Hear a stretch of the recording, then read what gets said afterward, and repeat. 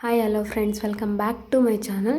ಇವತ್ತಿನ ರೆಸಿಪಿ ಬಂದುಬಿಟ್ಟು ತಬ್ಬಾಕ್ಷಿ ಸೊಪ್ಪಿನ ಸಾಂಬಾರು ಹೆಂಗೆ ಮಾಡೋದು ಅಂತ ತೋರಿಸ್ತೀನಿ. ನಮ್ಮ ಹಳ್ಳಿ ಕಡೆ ಫೇಮಸ್ ಈ ಸಾಂಬಾರಂತೂ ತುಂಬ ಟೇಸ್ಟಿಯಾಗಿರುತ್ತೆ. ಟೌನಲ್ಲೆಲ್ಲ ಸಬ್ಸಿಗೆ ಸೊಪ್ಪು ಅಂತಾರೆ ಇದನ್ನು, ನಮ್ಮ ಹಳ್ಳಿ ಕಡೆ ತಬ್ಬಾಕ್ಷಿ ಸೊಪ್ಪು ಅಂತ ಅಂತಾರೆ. ಈ ಸೊಪ್ಪು ಆರೋಗ್ಯಕ್ಕೂ ತುಂಬ ಒಳ್ಳೆಯದು.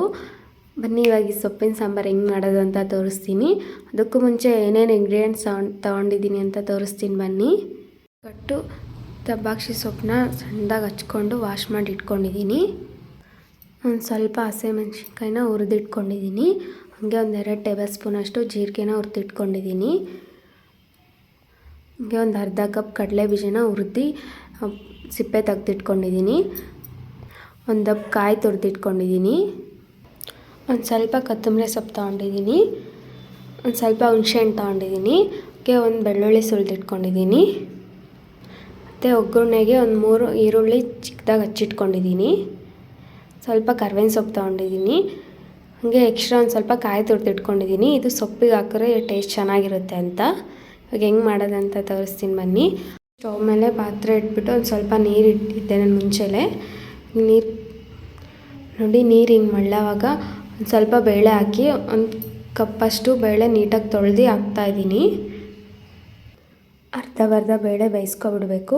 ಒಂದು 70% ಬೇಳೆ ಬೆಂದಮೇಲೆ ಸೊಪ್ಪು ಹಚ್ಚಿಟ್ಕೊಂಡಿದ್ವಲ್ಲ ಅದನ್ನು ಹಾಕಿ ನೀಟಾಗಿ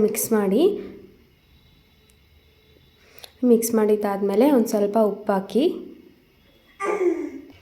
ಒಂದು 15 ನಿಮಿಷ ನೀಟಾಗಿ ಬೇಯಿಸ್ಕೋಬೇಕು.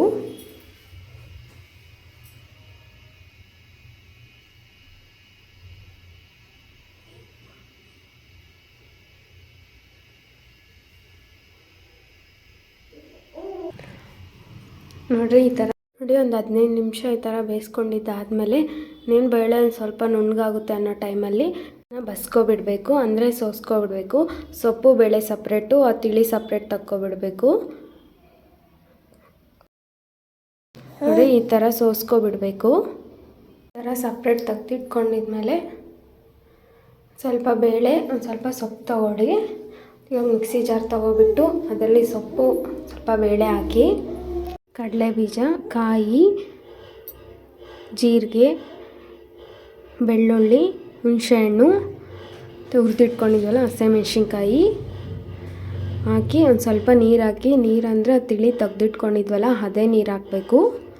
ಅದೇ ನೀರು ಹಾಕಿದ್ರೆ ಟೇಸ್ಟ್ ಚೆನ್ನಾಗಿರುತ್ತೆ ಸಾಂಬಾರ್ದು. ಸ್ವಲ್ಪ ನೀರು ಹಾಕಿ ಸ್ವಲ್ಪ ಅರ್ಧ ಮಿಕ್ಸಿಗೆ ಹಾಕ್ಕೊಡಿ.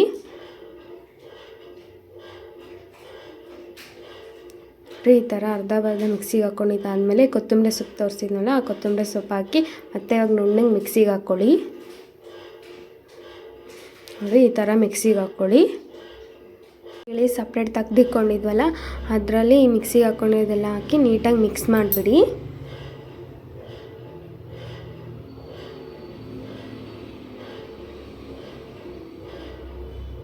ಈ ಥರ ಮಿಕ್ಸ್ ಮಾಡಿಬಿಟ್ಟು ಇವಾಗ ಸೊಪ್ಪು ಸಪ್ರೇಟ್ ತೆಗ್ದಿಟ್ಕೊಂಡಿದ್ವಲ್ಲ ಅದರಲ್ಲಿ ಸ್ವಲ್ಪ ಕಾಯಿ ತೋರಿಸಿದ್ನಲ್ವ ಎಕ್ಸ್ಟ್ರಾ ತುರಿದಿಟ್ಕೊಂಡಿದ್ದೆ ಅಂತ, ಅದನ್ನು ಕಾಯಿ ಹಾಕ್ಬಿಟ್ಟು ನೀಟಾಗಿ ಮಿಕ್ಸ್ ಮಾಡಿ. ಸೊಪ್ಪು ಕಾಯಿ ಮಿಕ್ಸ್ ಮಾಡಿದ್ದಾಯ್ತಲ್ವ. ಇವಾಗ ಸಾಂಬಾರಿಗೆ ಒಗ್ಗರಣೆ ಹಾಕಬೇಕು.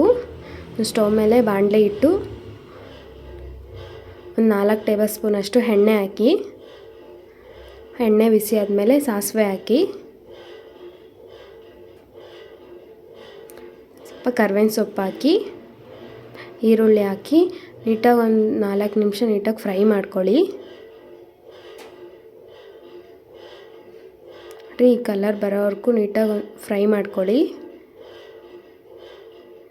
ಈ ಥರ ಫ್ರೈ ಮಾಡ್ಕೊಂಡಿದ್ದಾದಮೇಲೆ ಇವಾಗ ಸಾಂಬಾರಿಗೆ ಒಂದು ಸ್ವಲ್ಪ ಒಗ್ಗರಣೆ ಹಾಕ್ಕೊಂಡಿದ್ವಲ್ಲ ಅದಿಷ್ಟು ಹಾಕಬೇಡಿ, ಒಂದು ಸ್ವಲ್ಪ ಹಾಕಿ ಸ್ವಲ್ಪ ಎಣ್ಣೆ ಇರೋದು ಮಾತ್ರ ಸಾಂಬಾರಿಗೆ ಹಾಕೋರಿ ಟೇಸ್ಟ್ ಚೆನ್ನಾಗಿರುತ್ತೆ. ನೋಡಿ ಈ ಥರ ಹಾಕಿ ಇನ್ನೂ ಸ್ವಲ್ಪ ಒಗ್ಗರಣೆ ಇತ್ತಲ್ವ ಅದನ್ನು ಸೊಪ್ಪಿಗೆ ಹಾಕಿ ನೀಟಾಗಿ ಮಿಕ್ಸ್ ಮಾಡಿಬಿಡಿ. ಇವಾಗ ಈ ಥರ ಮಿಕ್ಸ್ ಮಾಡಿಬಿಡಿ. ನೋಡಿ ಇವಾಗ ಹಳ್ಳಿ ಸ್ಟೈಲಲ್ಲಿ ಮಾಡೋಂಥ ತಬ್ಬಾಕ್ಷಿ ಸೊಪ್ಪಿನ ಸಾಂಬಾರು ರೆಡಿ ಆಯಿತು. ಸಾಂಬಾರನ್ನ ರಾಗಿ ಮುದ್ದೆ ಜೊತೆ ತಿಂತಿರೋ ಟೇಸ್ಟ್ ಅಂತೂ ತುಂಬ ಚೆನ್ನಾಗಿರುತ್ತೆ. ಆರೋಗ್ಯಕ್ಕೂ ತುಂಬ ಒಳ್ಳೆಯದು.